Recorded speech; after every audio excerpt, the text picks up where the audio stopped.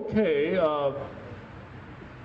summer Iraq wants to light a fire under Latham and Grassley, trying to change their point of view.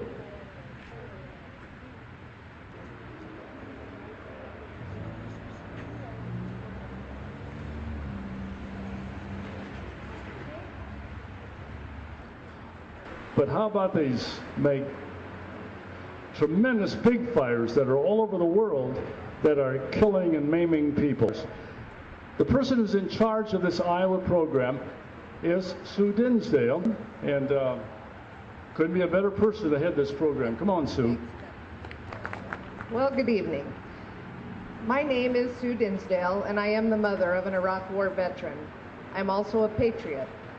Earlier this year, I had the opportunity to stand in the United States Capitol with, alongside of the Speaker of the House, Nancy Pelosi, and Senate Majority Leader Harry Reid. While I was there, I publicly begged the President to bring our troops home. He didn't listen to me. He's not listening to all of us. On a March evening 4 years ago, my husband Ron and I were paralyzed with dread. Our son Jesse was stationed on the Iraq-Kuwait border. They told you you would cry, so just look at them and sigh, and know they love you.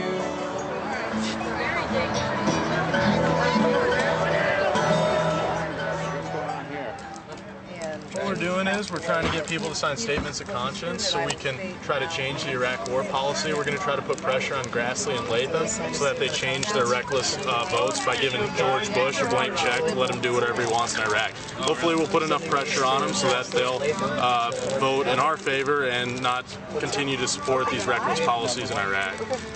So please sign a statement of conscience, everyone. It'll be a great cause. Hopefully we can make the world a better place and spread peace instead of war. Hi there. Every time I hear a motorcycle go by, it makes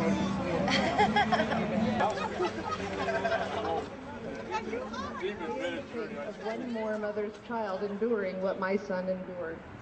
I cannot stand to think of another family walking around on eggshells, waiting and wondering for months on end. And for what? What is the point of this endless, reckless war? The burden of this war has fallen on too few. We see on the news that 1 more, 10 more, 20 more soldiers have been killed. Then on to a lighter note.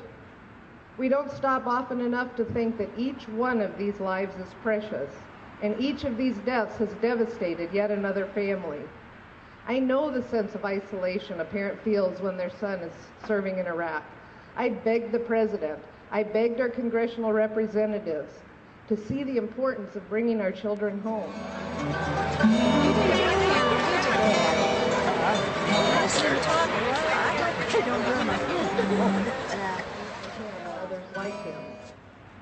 I was really tired the other night.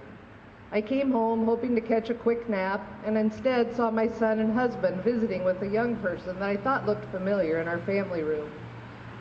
When I walked in the room, this person jumped up and gave me a big hug, saying over and over, "Thank you, thank you, thank you so much." Since I really didn't know why I was being thanked, I was a little confused. Then my son said, "Mom, this is my friend, home from Iraq on a 2-week leave." We had a long talk, and some of the things that were said broke my heart. I told this soldier I didn't want to see them go back, and the reply was that they didn't want to go back. I asked the same question I asked of my son. Do the people holding protests, vigils, and working to end this war demoralize you when you're over there fighting? The reply was that they sit around in the evenings in Iraq wondering why no one cares, why they are there, and why no one is working to end this ridiculous war. You know, they haven't invented a word yet that I can find that explains how I felt when I left. It was sort of I received a note from that soldier, and I'd like to just read you part of it. As a deployed soldier in Iraq, I want to give praise and thanks to Sue Dinsdale and the Iraq Summer Campaign for what they're doing. Young men and women are dying every day over in Iraq and Afghanistan, and we don't even know why anymore. The soldiers aren't sure what they're fighting this war for. I'm fortunate enough now to remain on a fairly secure base, but the things I've seen and experienced on top of the emotional turmoil that deployments enrapture you in will stay with me forever. I hope that the members of Congress realize that young men and women will still be fighting battles within themselves long after we return stateside. The mental effects of losing your best friends and fighting for your life will be permanent. I personally have lost several friends, and in one instance had to guard the blown-up Humvees that they died in while mortuary affairs sifted through the ashes for their bones so that they could be identified and returned to their families. I am 21 years old. I have friends younger than me out in sector going for days on end without hot showers or hot meals. They take over buildings or homes in villages and sleep on the bare ground. They walk for miles wearing pounds and pounds worth of gear, searching and hunting for a passive enemy, or perhaps weapons. Exactly clear. There's a man with a gun over there telling me I've got to look what's going down.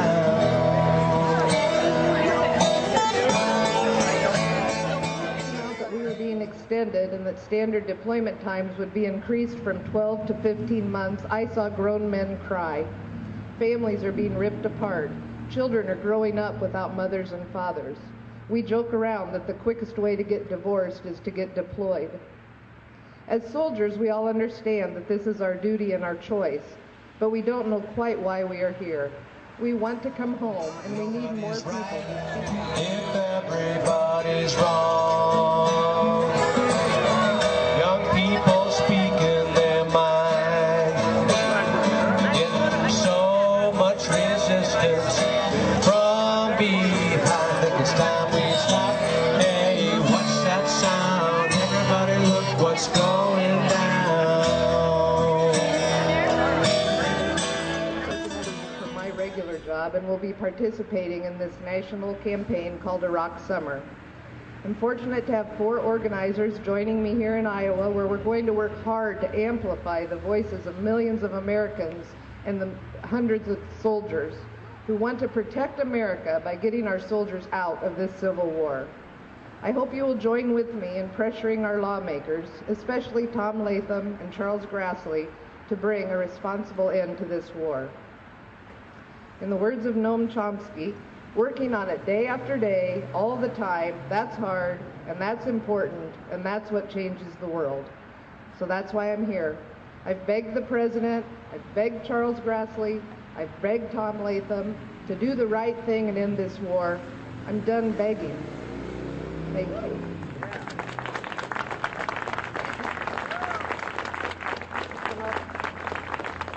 I'm supposed to tell you that we have a table set up back by the fire station, and we have information that you can pick up, statements of conscience that you can sign, and you can volunteer.